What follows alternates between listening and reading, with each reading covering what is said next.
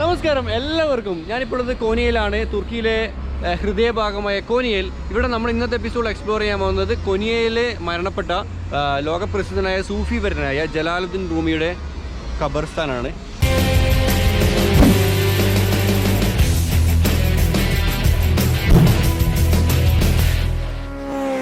Konya എന്ന് വെച്ചാൽ തുർക്കിയുടെ ഹാർട്ടാട്ടോ, തുർക്കിയുടെ മിഡിൽ ഭാഗത്തായിട്ട് സ്ഥിതി ചെയ്യുന്ന ഒരു ചെറിയൊരു സിറ്റിയാണ് കോനിയ എന്ന് പറയുന്നത്. പക്ഷേങ്കിൽ എന്താ പറയുക, അമ്പലം ചെറുതാണെങ്കിൽ വിഗ്രഹം വലുതാണെന്ന് പറയുന്നത് പോലെ കോനിയയിൽ വലിയ ഒരു സംഭവമൊക്കെ ഉണ്ട്. പ്രമുഖ സൂഫി പണ്ഡിതനായ ജലാലുദ്ദീൻ റൂമിയുടെ ഖബർ സ്ഥിതി ചെയ്യുന്ന ഇവിടെയാണ്. അദ്ദേഹം മരിച്ചപ്പം അദ്ദേഹത്തെ അടക്കം ചെയ്തത് ഇവിടെയാണ്.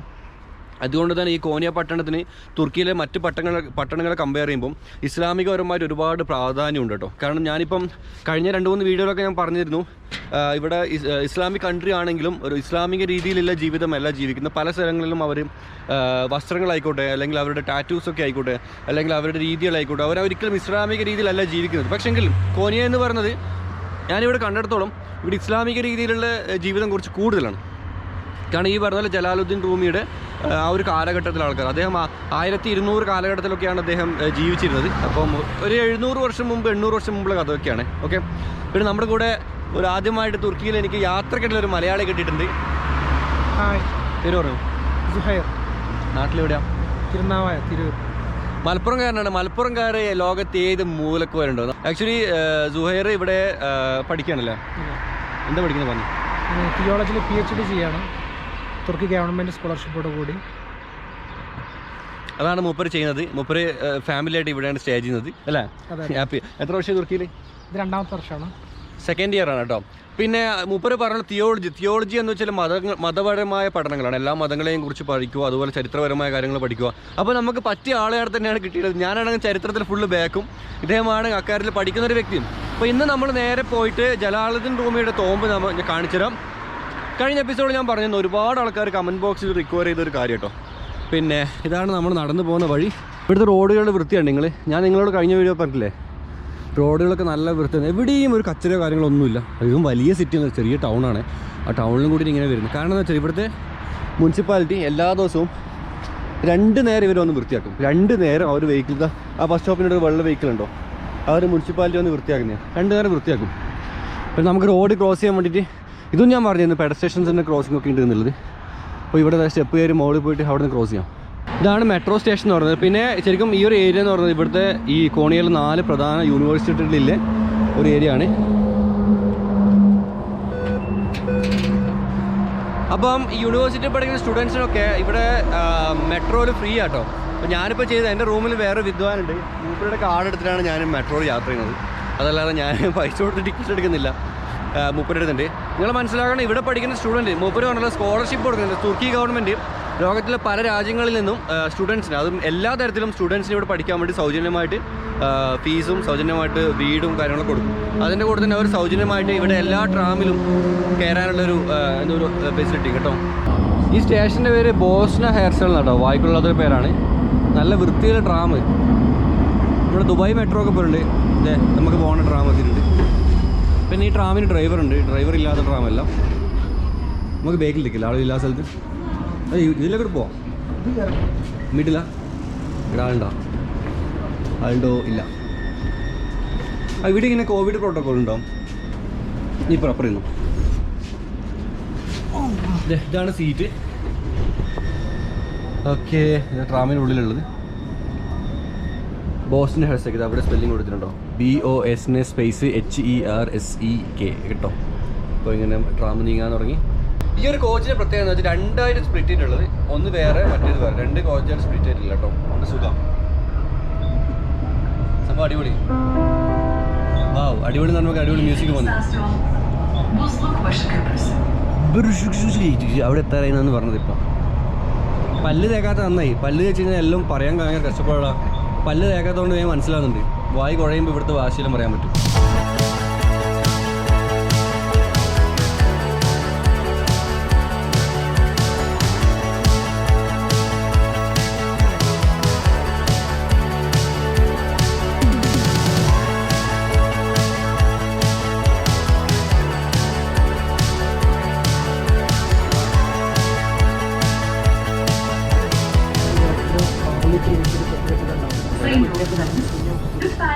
ഓക്കെ, നമ്മളങ്ങനെ പുറത്തിറങ്ങിയിട്ട് ആദ്യം ചെയ്യുന്ന കാര്യം സാധനം എടുത്ത് ഒഴിവാക്കല. കാരണം ഇറിറ്റേഷനാണ് മുഖത്തിട്ടിട്ട്.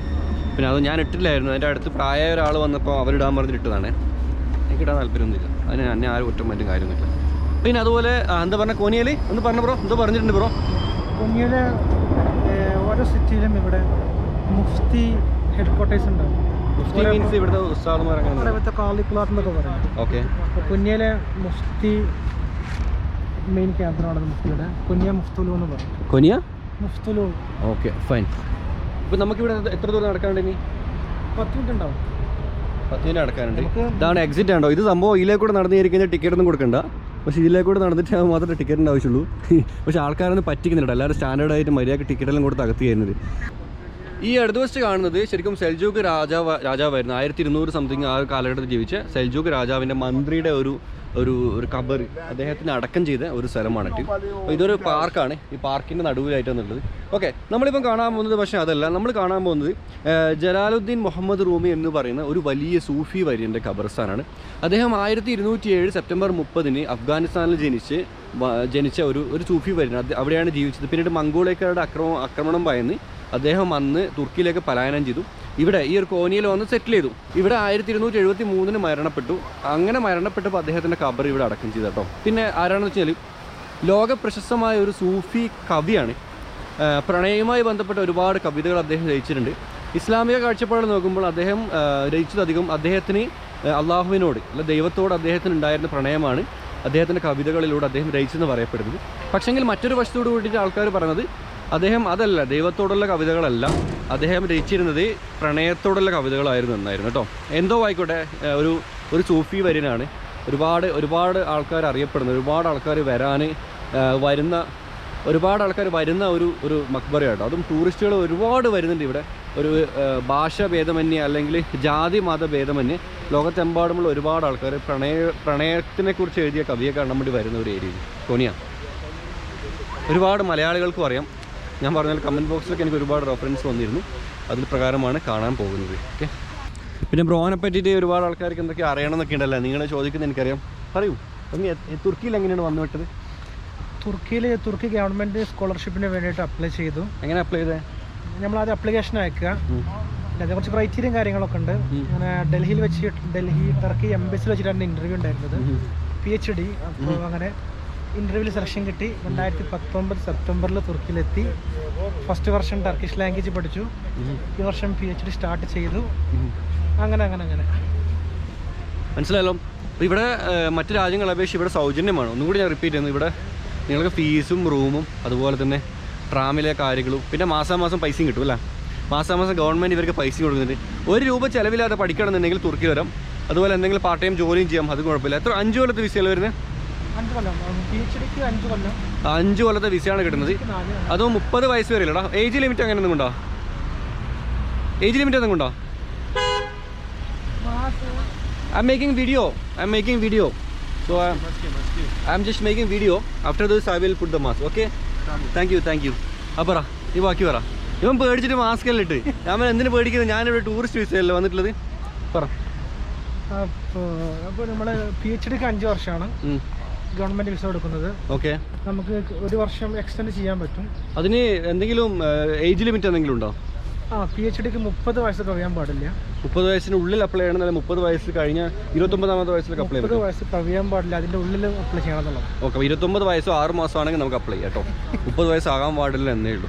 ഓക്കെ അല്ലേ? അതെ. യെസ്. പിന്നെ വേറെ കാര്യം, നമ്മൾ അധികം കേട്ടിട്ടുള്ള ഒരു ഭരണകൂടമാണ് ഒട്ടോമൻ ഭരണകൂടം, തുർക്കിയിലെ പ്രധാനപ്പെട്ട ഭരണകൂടം. ഓക്കെ, പക്ഷേ ഒട്ടോമൻ ഭരണകാലത്തിന് മുമ്പ് സെൽജൂക്ക് എന്ന് പറഞ്ഞ വേറൊരു ഭരണകൂടം ഉണ്ടായിരുന്നു.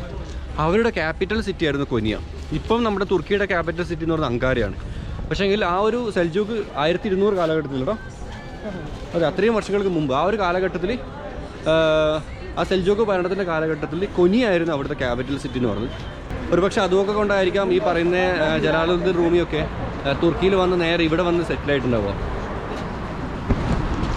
അപ്പോൾ നടക്കുന്ന വഴികളാണ് ഈ വലതുവശം കാണുന്നത്. ആ ഒരു കാലഘട്ടം സെൽജൂക്ക് കാലഘട്ടത്തിൽ മദ്രസ അന്ന് അവർ മതം പഠിച്ചുകൊണ്ടിരുന്ന മദ്രസകളായിരുന്നു. ആ മദ്രസൻ്റെ ഒരു ബിൽഡിംഗ് ഇത്. ഇപ്പം ഇതൊരു മ്യൂസിയം കേട്ടോ. 1200 കാലഘട്ടത്തിലാണ്. പിന്നെ ഈ പാർക്കിന് വേറൊരു പ്രത്യേകത ഉണ്ട്. ഇത് ശരിക്കും സെൽജൂക്ക് കാലഘട്ടത്തിൽ അന്നത്തെ ഭരണാധികാരിയായിരുന്നു അലാവുദ്ദീൻ എന്ന് പറഞ്ഞ ഭരണാധികാരിയായിരുന്നു ഈ ഒരു മല നിർമ്മിച്ചത്, ഈ ഒരു പാർക്ക് നിർമ്മിച്ചത്. ഓക്കെ, അതുകൊണ്ട് തന്നെ ഇത് സെൽജൂക്ക് ഭരണാധികാരിയുടെ പേര് അലാവുദ്ദീൻ്റെ മല, മല എന്ന് വെച്ചാൽ പെപ്പെ, അലാവുദ്ദീൻ്റെ മല എന്നീ പേരിലട്ടോ ഈ ഒരു ചെറിയൊരു മല അറിയപ്പെടുന്നത്. ആ ഒരു മല എന്ന് പറയും നമ്മുടെ ചെറിയൊരു കുന്ന് എന്ന് പറയും, അത്രയേ ഉള്ളൂ. ആൾക്കാരൊക്കെ ഇരുന്നിട്ട് ഇങ്ങനെ ഈവനിങ് ആൾക്കാരൊക്കെ ഇവിടെ ഇരുന്നിട്ട് എന്താ പറയുക ഇളം വെയിൽ കൊണ്ട് ആസ്വദിക്കുന്നുണ്ട് ഗ്രൂപ്പായിട്ടൊക്കെ. നടക്കുന്ന വഴിയൊക്കെ നോക്കിയാൽ നല്ല വൃത്തിയുണ്ട്. ഈ മലയുടെ അല്ലെങ്കിൽ ഈ ഒരു കുന്നിന് പുറകിലായിട്ട് ജലാലുദ്ദീൻ റൂമി ആ ഒരു കാലഘട്ടത്തിൽ നിർമ്മിച്ച പുരാതന പള്ളിയുണ്ട്. അദ്ദേഹമാണ് ശരിക്കും കോന്നിയിൽ സൂഫിസത്തിന് ഒരു പുതിയൊരു മുഖം കൊണ്ടുവന്നത്. ലോകമെമ്പാടിലെ പല ആൾക്കാരും അത് ഇപ്പോഴും ഫോളോ ചെയ്യുന്നുണ്ട്. ഒരു സൂഫിസത്തിന് ഇസ്ലാമത്തിന് ഒരുപാട് തരത്തിലുള്ള വിശ്വാസികളുണ്ട്. ഇസ്ലാമിൻ്റെ പല തരത്തിലായിട്ട് ലോകത്തിൻ്റെ പല രാജ്യങ്ങളിലും പല കോണിലും പോയി കഴിഞ്ഞാൽ 5 നേരം നിസ്കാരം മാത്രം ഒരുപോലെ ഉണ്ടാവും. പക്ഷേ അവിടുത്തെ പണ്ഡിതന്മാർ അവിടെ നേതാവായിരിക്കും, അല്ലെങ്കിൽ അവിടെ കുറേ ഔലിയാക്കളുണ്ടാവും, അതല്ലെങ്കിൽ അവിടെ കുറേ ഖബറുകളുണ്ടാവും. അപ്പോൾ ഓരോ സ്ഥലത്തും ഇസ്ലാമിന് ഓരോ തരത്തിൽ വിശ്വാസങ്ങൾ വരുന്നുണ്ട്, ഇസ്ലാമിലെ വിശ്വാസങ്ങൾക്ക് പുറമെ. അപ്പോൾ അതുപോലൊരു വിശ്വാസം ഇദ്ദേഹം കൊണ്ടുവന്നിരുന്നു. നമ്മളിപ്പോൾ കാണാൻ പോകുന്ന നേരത്തെ ഞാൻ പറഞ്ഞ പള്ളിയില്ലേ, ആ പള്ളിയാണിത്. 1200 കാലഘട്ടത്തിലെ പള്ളിയാണ്. ഈ ഒരു കുന്നിൻ്റെ ചുറ്റും കണ്ടോ, ഇത് സിറ്റിയുടെ നടുവിലായിട്ടാണ് ഈ ഒരു കുന്ന് സ്ഥിതി ചെയ്യുന്നത്. പിന്നെ എപ്പോഴും പറഞ്ഞു തന്നെ കച്ചറകളോ കാര്യങ്ങളൊന്നുമില്ല, നല്ല നീറ്റ്, നല്ല വൃത്തി. ഇവിടെ ഇപ്പോൾ സ്നോളിൻ്റെ സീസൺ കഴിഞ്ഞിട്ടില്ല, അതുകൊണ്ടാണ് ഇവിടെ നിന്ന് പുല്ലൊന്നും ഇല്ലാത്ത കേട്ടോ. ഇപ്പോൾ വിൻ്റർ സീസൺ കഴിഞ്ഞ് കഴിഞ്ഞാൽ ഒക്കെ വരും. കണ്ടോ അവിടെ എഴുതിയിട്ടുണ്ട് അലാവുദ്ദീൻ ജാമ്യ എന്ന് എഴുതിയിട്ടുണ്ട്. ജാമ്യ മീൻസ് പള്ളി, അലാവുദ്ദീൻ നിർമ്മിച്ച പള്ളി എന്ന് വെച്ചാൽ സെൽജൂക്ക് ചക്രവർത്തിയായ അലാവുദ്ദീൻ നിർമ്മിച്ച പള്ളി, അദ്ദേഹത്തിൻ്റെ പേരുള്ള കുന്നിൻ്റെ മുകളിൽ അദ്ദേഹം നിർമ്മിച്ച പള്ളി. ഞാൻ പറഞ്ഞ പോലെ കോണിയ എന്ന് പറയുന്നത് സെൽജൂക്ക് രാജവംശത്തിൽ സെൽജൂക്കിൻ്റെ ആ ഒരു കാലഘട്ടത്തിലെ തലസ്ഥാനമായിരുന്നു. അപ്പോൾ ഞാനിപ്പോൾ നിന്ന ഈ ഒരു സ്ഥലം കണ്ടോ, ഈ ഒരു സ്ഥലത്ത് നിന്നിട്ടായിരുന്നു അദ്ദേഹം ഇവിടുത്തെ ജനങ്ങൾക്ക് എന്താ പറയുക കൽപ്പനകൾ അല്ലെങ്കിൽ വിളംബരങ്ങൾ അല്ലെങ്കിൽ മീറ്റിങ്ങൊക്കെ നടത്തിക്കൊണ്ടിരുന്നു കേട്ടോ. മീൻസ് എവിടെ ഇങ്ങനെ മൂപ്പരിങ്ങനെ പറയും, എൻ്റെ ജനങ്ങളെ ഞാൻ നിങ്ങൾക്ക് ഇന്ന് ഇത് തരുന്നതായിരിക്കും, ഒക്കെ തരുന്നതായിരിക്കും. പക്ഷെ അന്ന് തരുന്ന പറഞ്ഞാൽ കൊടുക്കും കേട്ടോ. നമ്മളത്തെ രാഷ്ട്രീയക്കാരെ പോലെ നമ്മളെ പറഞ്ഞ് പറ്റിക്കൊന്നുമില്ല. അന്ന് വോട്ടിംഗ് അല്ലല്ലോ, രാജാവിൻ്റെ സ്വന്തം സ്ഥലമല്ലേ. പിന്നെ നടക്കുന്ന വഴിയിൽ ഇവിടെ വെള്ളച്ചാട്ടമൊക്കെ ഉണ്ട്.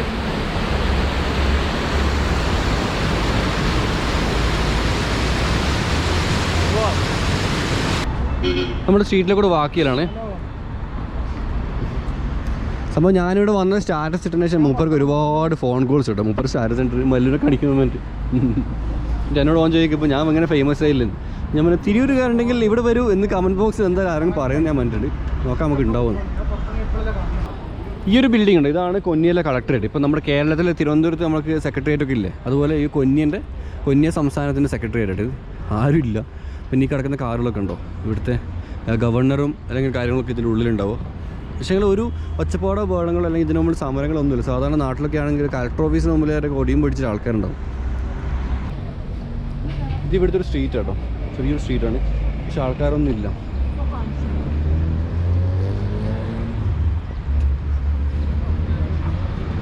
ഇതൊക്കെ ഇവിടെ ബാങ്കിൽ ATM ആണ്. ഇത് ഇവിടെ കറൻസി എക്സ്ചേഞ്ചിങ് ഉണ്ട് ഇവിടെ കണ്ടോ. അപ്പോൾ ആ കാണുന്ന ലോങ് കണ്ടോ, 2 കുബ്ബ ഉണ്ടോ. കുബ്ബ മീൻസ് മിനാരം കുബ്ബ എന്ന് പറഞ്ഞില്ലേ, മുകളിൽ വെച്ച് കാണുന്നുണ്ടോ, അതാണ് ഒന്ന് മക്ബറിയും ഒന്ന് മസ്ജിദും കേട്ടോ. അങ്ങോട്ടേക്കാണ് നമ്മൾ പോകുന്നത്. ഇതാണ് ഇതിൻ്റെ ഫ്രണ്ട് വശം എന്ന് പറഞ്ഞത്. ഇവിടെ കണ്ടോ കോണിയാന്ന് എഴുതിയിട്ടുണ്ട്, ഒരു സൈൻ ബോർഡ് കൊടുത്തിട്ടുണ്ട്. അപ്പം ഇവിടെയാണ് മക്ബറ വരുന്നത് കേട്ടോ. ഇതൊക്കെ അവർ നല്ല വൃത്തിയിൽ കീപ്പ് ചെയ്തിട്ടുണ്ട്.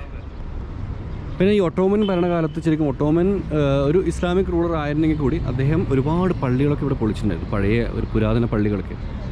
കാരണം ചില കാര്യങ്ങൾക്ക് അദ്ദേഹം ഇസ്ലാമിനോട് ചെറിയ കാര്യങ്ങളോട് അദ്ദേഹത്തിന് എതിർപ്പുണ്ടായിരുന്നു. അപ്പോൾ അതുകൊണ്ട് തന്നെ തുർക്കിയിൽ ഒരുപാട് മസ്ജിദുകൾ അദ്ദേഹം പൊളിച്ചിട്ടുണ്ടായിരുന്നു. പക്ഷേങ്കിൽ ഇതൊന്നും പൊളിച്ചിട്ടില്ല ഭാഗ്യത്തിന്. അവിടെ സുൽത്താൻ സലീം ജാമ്യ എന്ന് കൊടുത്തിട്ടുണ്ട്. ജാമ്യ എന്ന് CAMIA ആണ് ജാമ്യ കൊടുക്കുന്നത്.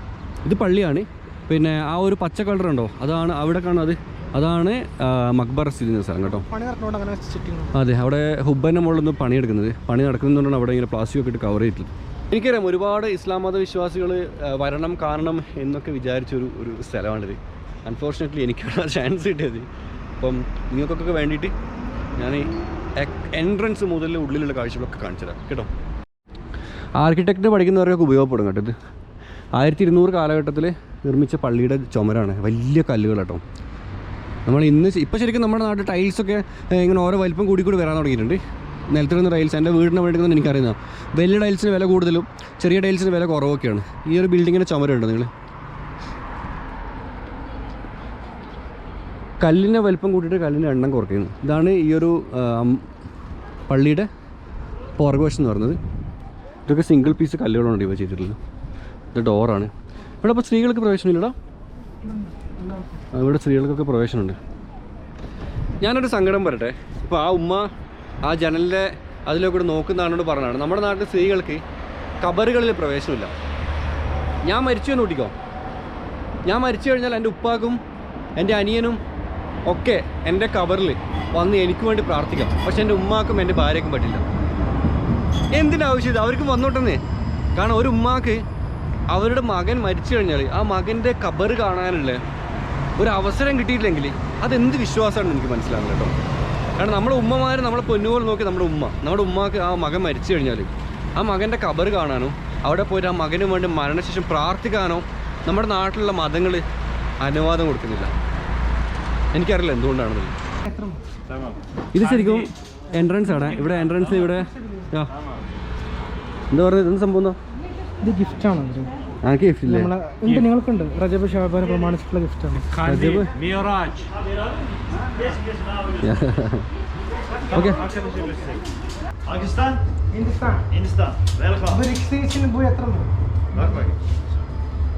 ഇവിടെ എല്ലാ വിധം കയറണമെങ്കിൽ ഒരു ആപ്പെല്ലാം വേണം കേട്ടോ. ഒരു ആപ്പിൻ്റെ മാത്രമേ കയറാൻ പറ്റൂ. എനിക്ക് ആ സാധനം ഇല്ല. അപ്പോൾ ഓനോട് സംസാരിക്കുന്നില്ല.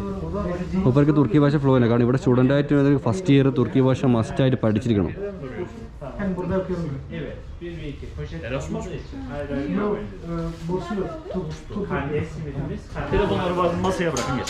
എന്താ പറഞ്ഞേ?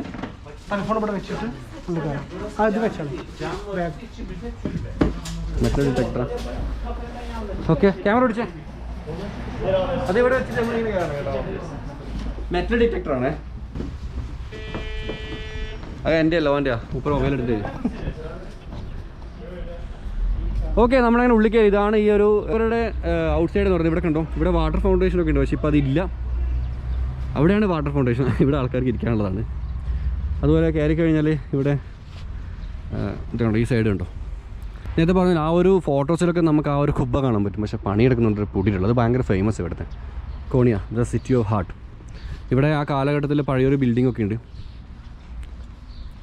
ചുണ്ണാമ്പ് കല്ല് പോലത്തെ ഇതുകൊണ്ടാണ് ഇവർ ജോയിൻ്റ് ചെയ്തിട്ടില്ല കേട്ടോ. ഇവിടെ കണ്ടോ, ഇവിടെയൊക്കെ എൻട്രൻസ് ഇല്ല, ക്ലോസ് ആണ്.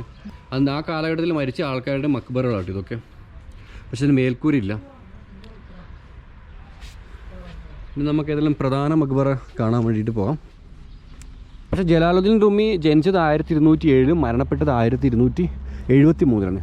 ഓക്കെ, അപ്പോൾ അദ്ദേഹത്തിൻ്റെത് 12ാമത്തെ നൂറ്റാണ്ടിലാണ്.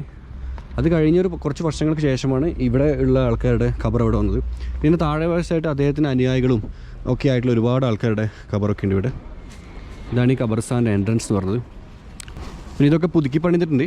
അന്നത്തെ പോലെയല്ല, ഇടയ്ക്കിടയ്ക്ക് ഇങ്ങനെ എന്താ പറയുക റീകൺസ്ട്രക്ഷൻ ചെയ്തിട്ടാണ് ഈ ഒരു മോഡൽ കൊണ്ടുവന്നത്. ഇവിടെ ഈ മരങ്ങളിലൊന്നും ഇലകളില്ലാത്തത് മഞ്ഞുകാലം കഴിഞ്ഞുകൊണ്ടാണ്. നമ്മൾ സാധാരണ ബാലരമയിലൊക്കെ വായിക്കുന്നില്ല, മഞ്ഞുകാലം കഴിഞ്ഞ് യൂറോപ്യൻ കഥകളിലൊക്കെ അതിലൊക്കെ വായിക്കാം. അതാണ് സംഭവം. മഞ്ഞുകാലത്ത് ഇലയൊക്കെ പൊഴിഞ്ഞു, പിന്നീട് വേനൽക്കാലത്തെല്ലാം തിരിച്ചു വരും. ഇതാണ് എൻട്രൻസ്.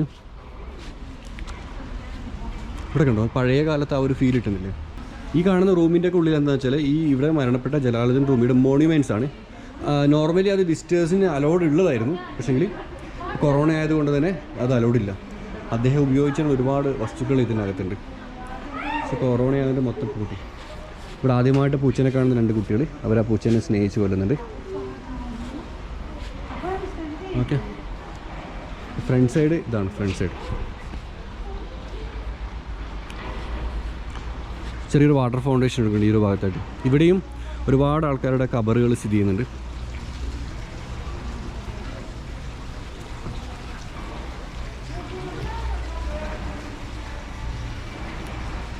നമുക്ക് ഇതുവഴിയാണ് എൻ്റർ ചെയ്യേണ്ടത്. പക്ഷെ മാസ്ക് മസ്റ്റായിട്ട് ഇടണം. ഓക്കെ, നമ്മൾ അകത്ത് കയറി കഴിഞ്ഞാൽ ഇവിടെ ഒരുപാട് ഇസ്ലാമിക് കോർച്ചുകളൊക്കെ കാണാൻ പറ്റും. അറബിയിൽ എഴുതിയിട്ടുണ്ട് കേട്ടോ. പിന്നെ അതുപോലെ ഈ വശമായിട്ട് ഈ ഒരു വാതിലുണ്ടോ, നമ്മുടെ നാട്ടിലുള്ള നമ്മുടെ പള്ളികളിൽ ആ പള്ളികളൊക്കെ ഓർമ്മിക്കുന്ന തരത്തിലുള്ള വാതിലുകളാണ്. അതുപോലെ ഈ വശത്തുണ്ട്. പിന്നെ ഇവിടെ പരിശുദ്ധ കാബയുടെ ഒരു ഫോട്ടോ ഇവിടെ കൊടുത്തിട്ടുണ്ട്. നമ്മളിതിനകത്തോട് കയറുമ്പോൾ മെറ്റലിൻ്റെ വാതിലാണ്, മെറ്റലിനൊക്കെ ഉണ്ടാക്കിയ വാതിൽ 2 സൈഡുള്ളത് മെറ്റൽ കേട്ടോ, കണ്ടോ മെറ്റലാണ്. പിന്നെ ലെഫ്റ്റ് സൈഡ് കയറി കഴിഞ്ഞാൽ ഇവിടെ നമുക്കൊരു ക്ലോക്ക് ഉണ്ട്, ഒരു പഴയ കാലത്തെ ഒരു ഘടികാരം ക്ലോക്ക് ഉണ്ട്, പക്ഷെ നടക്കുന്നില്ല. അന്നത്തെ കാലത്ത് ഉപയോഗിച്ചിരുന്നാണ് തോന്നുന്നത്. അതിനുള്ളിൽ തന്നെ അറബി ലിപിയിൽ എന്തൊക്കെ എഴുതിയിട്ടുണ്ട് അതിന് ഉൾവശത്തായിട്ട്. പിന്നെ ഇവിടെ വലിയൊരു മെഴുകുതിരിയുടെ സ്റ്റാൻഡും ഒരു മെഴുകുതിരിയും, ഇത് ചുവന്ന കളറുണ്ട് മെഴുകുതിരിയാണിത്. ഓക്കെ, ഇനി അങ്ങോട്ട് നമ്മൾ കാണാൻ പോകുന്നത് സൂഫിസത്തിൻ്റെ എന്താ പറയുക ഒരു സംഭവങ്ങളാണ്. ഇനി അങ്ങോട്ട് നമ്മൾ കാണാൻ പോകുന്നത് സൂഫീസുമായി ബന്ധപ്പെട്ട കാര്യങ്ങളാണ്. ഞാൻ വളരെ പതുക്കെ സംസാരിക്കുന്നത്, ഇതിൻ്റെ അകത്ത് നമുക്ക് ഉച്ചത്തിൽ സംസാരിക്കാൻ പാടില്ല, അതുകൊണ്ടാണ്. ഈ കിടക്കുന്നതൊക്കെ ഇത് കണ്ടോ, ഇത് ഈ ജലാലുദ്ദീൻ റൂമി എന്ന് പറഞ്ഞ സൂഫി പേരിൽ എന്ന് പറയുമ്പോൾ ഒരുപാട് അനുയായികളും ഉണ്ടാവും. അപ്പോൾ അങ്ങനെ അദ്ദേഹത്തിൻ്റെ അനുയായികളുടെ ഖബറിലാണ് ഇവിടെ ഈ 2 അതുപോലെ ഇപ്പുറം കിടക്കുന്നത് ഒരുപാടെണ്ണം. ഇതൊക്കെ അദ്ദേഹത്തിൻ്റെ അനുയായികളുടെ ഖബറുകളാണ്. ഈ ഖബറുകളിൽ നിങ്ങൾക്ക് വലിയൊരു പ്രത്യേകത കാണാൻ പറ്റും. എന്താ അറിയോ, ഇവിടെ ഒരു തലപ്പാവ് കണ്ടോ, ഈ തലപ്പാവായിരുന്നു ജലാലുദ്ദീൻ റൂമി ഉപയോഗിച്ചിരുന്നത്. അതുകൊണ്ട് തന്നെ അദ്ദേഹത്തിൻ്റെ അനുയായികളും ഇതുപോലത്തെ തലപ്പാവുകളാണ് ഉപയോഗിച്ചത്. നമ്മൾ സൂഫിയുമായി ബന്ധപ്പെട്ട ഒരുപാട് കാര്യങ്ങൾ കാണുമ്പോൾ നമുക്കിത് കാണാൻ പറ്റും. അവരുടെ തലയിലൊക്കെ ഇതുപോലത്തെ തലപ്പാവുകളായിരിക്കും. പിന്നെ ഇവിടെയൊക്കെ പിന്നെ വേറെ കാര്യം, ഈ ഖബറുകളൊക്കെ ഉയർത്തിയിട്ടുണ്ട്. അപ്പം ഞാൻ മനസ്സിലാക്കിയെടുത്തോളം ഇതാണ് ഒറിജിനൽ ഖബർ. താഴെയില്ല, ഞാൻ ഫസ്റ്റ് ചെയ്ത താഴെയിൽ ഖബറിൻ്റെ കൂടെ ഇവർ തുണിയിട്ടതായിരിക്കും, പക്ഷെ അല്ല, ഒറിജിനൽ ഖബർ. പക്ഷേ ഇവരുടെ നീളം വളരെ കുറവായിരുന്നു, അതാണ് എന്നെ അത്ഭുതപ്പെടുത്തിയത്. ഇവിടെയൊക്കെ ഖബറുകളുണ്ട്.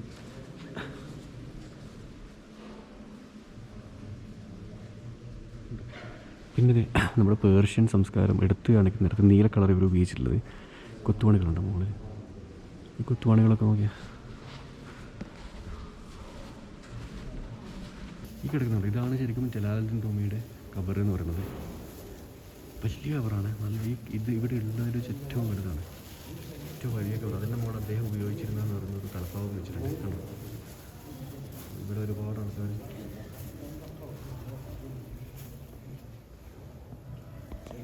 ഒരുപാട് ആൾക്കാർ ഇവിടെ പ്രാർത്ഥിക്കുന്നുണ്ട്. നേരത്തെ പറഞ്ഞ അനുയായികളുടെ തന്നെ വേറൊരു Sabit durmayalım, devam edelim. Duası bizden beklemesin. Sabit durmuyoruz. Durmayalım. മാറാനായിട്ട് പറയുന്നത്. മുകൾ വശമുണ്ടോ? Evet, sabit durmuyoruz. ഇതിൻ്റെ മുകളിലാണ് ആ കുബ്ബ വരുന്നത്. അതാണ് അവർ പുതുക്കി പണിതുകൊണ്ടിരിക്കുന്നത് കേട്ടോ. ഇവിടെ നമ്മൾ കാണാൻ പോകുന്നത് വെച്ചാൽ മെസ്നബി എന്ന് പറഞ്ഞൊരു ഗ്രന്ഥമാണ്. ഈ ഒരു ജലാലുദ്ദീൻ റൂമി പേർഷ്യൻ ഭാഷയിൽ അദ്ദേഹം എഴുതിയൊരു കൃതിയാണ്, അദ്ദേഹത്തിൻ്റെ ഒരു കൃതിയാണ്. ഇത് വേൾഡ് മുഴുവൻ ഇത് ഫേമസ് ആണ്. പലരും ഇതിൻ്റെ ട്രാൻസ്ലേഷൻ കാര്യങ്ങളൊക്കെ നടത്തിയിട്ടുണ്ട്. പേർഷ്യൻ ലിപി കേട്ടോ. മെസ്നബിയുടെ ബുക്കുകളായത് അദ്ദേഹം എഴുതിയത് ഇവിടെ കൊടുത്തിട്ടുണ്ട്. 1359 ഇറങ്ങിയ ബുക്കാട്ടോ. അദ്ദേഹത്തിൻ്റെ കൃതികൾ ശരിക്കും അദ്ദേഹത്തിൻ്റെ മകനാണ്, വലീദ് എന്നാണ് അദ്ദേഹത്തിൻ്റെ പേര്, അദ്ദേഹത്തിൻ്റെ മകൻ്റെ. ആ മകനാണ് ശരിക്കും ഈ ഒരു പുസ്തക രൂപത്തിലേക്ക് മാറ്റി അദ്ദേഹത്തിൻ്റെ ജീവിതചരിത്രവും കാര്യങ്ങളൊക്കെ.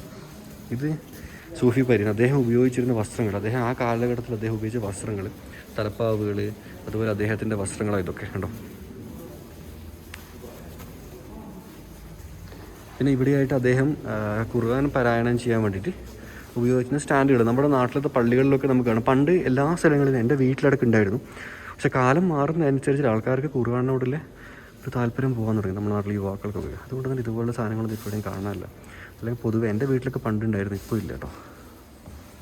ഇവിടെ അദ്ദേഹം ഉപയോഗിച്ചിരുന്ന വസ്ത്രങ്ങൾ, കോട്ടുകൾ അന്നത്തെ കാലത്തിൽ ഉണ്ടാക്കിയ കോട്ടുകളാണ്. 1300 കാലഘട്ടത്തിൽ. തലപ്പാവുകൾ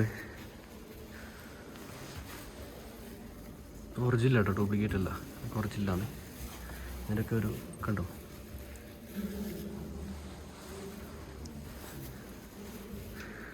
ഇത് ഖുർആൻ്റെ വചനങ്ങളാണ് ഇതിന് മുഴുവനുള്ളത്.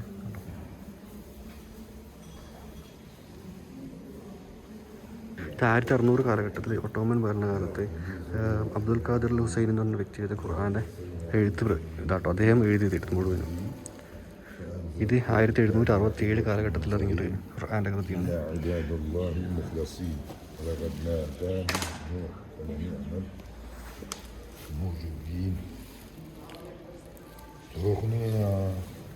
ഞാനിത് ആൾക്കാരുള്ളത് കൊണ്ടാണ് ശരിക്കും ഞാനത് കാണിക്കാത്തത്. അവരെ ബുദ്ധിമുട്ടിക്കിട്ട് വെച്ചിട്ട് നിങ്ങൾ വായിച്ച് മനസ്സിലാക്കിയാൽ മതി. ഇത് 1544 എഴുതിയ ഒരു ഖുർആൻ്റെ ഒരു കൃതിയാണ്. ഇതൊക്കെ കൈകൊണ്ട് എഴുതിയാണ്. ഇതൊക്കെ കൈകൊണ്ട് എഴുതിയത്. ഒരിക്കലും ഇത് പ്രിൻ്റോ കാര്യങ്ങളൊന്നുമില്ല. കൈനെ കൊണ്ട് എഴുതിയ ഒറിജിനൽ കേട്ടോ ഇത്. പിന്നെ ഞാൻ പിന്നെ ഒരു കാര്യം കാണിച്ചിടാം. ചിലപ്പം ഒരുപാട് ആൾക്കാർക്ക് അക്സെപ്റ്റ് ചെയ്യാൻ ബുദ്ധിമുട്ടുണ്ടായിരിക്കും. ഞാൻ സത്യാവസ്ഥ അറിയാത്തതുകൊണ്ട് ഞാനും അങ്ങനെ ഒരു ഉറപ്പ് ഞാൻ പറയുന്നില്ല. പക്ഷേങ്കിൽ ഇവർ പറയുന്നത് ഇതിനകത്ത് ഈ ഒരു കൊച്ചു പെട്ടിയുണ്ടോ, ഈ ഒരു കൊച്ചു പെട്ടിയുടെ അകത്ത് റസൂലിൻ്റെ താടി രോമം ഉണ്ട് എന്നാണ് ഇവർ പറയുന്നത്. ഞാനിപ്പോഴും പറയുന്നത് ഞാനത് തുറന്നു നോക്കിയിട്ടില്ല. അതിൻ്റെ ഉള്ളിലുള്ള സാധനം സത്യമാണെന്ന് എനിക്കറിയില്ല. ഒരിക്കലും ഞാൻ കൺഫേം പറയുന്നില്ല. വിശ്വാസമുള്ളവർക്ക് വിശ്വസിക്കാം, അല്ലാത്തവർക്ക് അത് ഒഴിവാക്കാം. ഞാൻ ജസ്റ്റ് കാര്യം കാണിച്ചു തരുന്നതേ ഉള്ളൂ. റസൂലിൻ്റെ താടി രോമം സ്ഥിതി ചെയ്യുന്ന ഒരു കൊച്ചുപെട്ടി.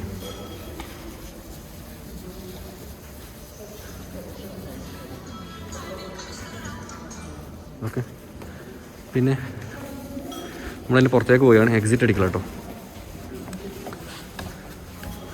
ഞാൻ എക്സിറ്റ് അടിക്കുന്ന സ്ഥലം ഇത്. കിളിവാതിലൊക്കെ നിങ്ങളെവിടെ കണ്ടിട്ടുണ്ടോ? നമ്മുടെ നാട്ടിലെ പള്ളികളിലൊക്കെ നമുക്ക് കാണാൻ പറ്റും ചെറിയ കിളിവാതിലുകൾ. പാട്ടില്ലേ, കിളിവാതിലിൽ കാതോർത്തെന്നൊക്കെ പറഞ്ഞിട്ട് ആ കിളിവാതിൽ കേട്ടോ. ഞാൻ നിങ്ങൾക്കൊരു കാര്യം കാണിച്ചിട്ട്, നമ്മുടെ നാട്ടിലത്തെ പല എന്താ പറയുക മക്ബറിലൊക്കെ പോയാൽ നിങ്ങൾക്ക് കാണാൻ പറ്റും. ഇതേപോലെ ഒരു വെള്ളമുണ്ട്. ഈ വെള്ളത്തിൽ ഇങ്ങനെ പൈസ ഇടുന്നുണ്ട് ഇവർ.